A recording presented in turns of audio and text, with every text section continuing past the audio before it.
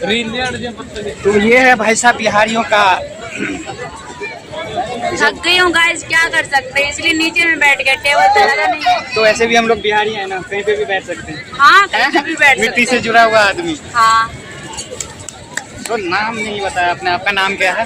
कह तो दिए मेरा नाम। नहीं भूल गया ना। मेरा नाम अर्चना है, सिर्फ अर्चना राज 20 में मेरी आईडी है, इंस्टाग्राम पे, आप उस पे फॉलो कीजिए। सिर्फ अर्चना?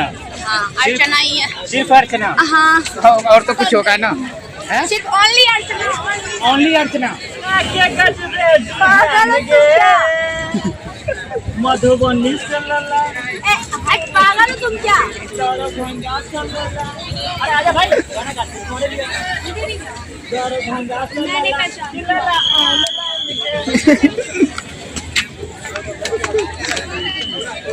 रिएक्शन तो मैंने लिया है, वो वीडियो मैं कट करके यार बस।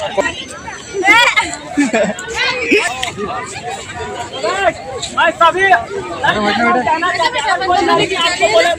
फोटो क्लिक कर दीजिए, मना मत कीजिएगा, ओके? क्योंकि पापा की परी होती है, कभी भला आगे आगे नहीं बोलना है। पापा की परी जिंदाबाद। पापा का नंबर 1 मुर्दा।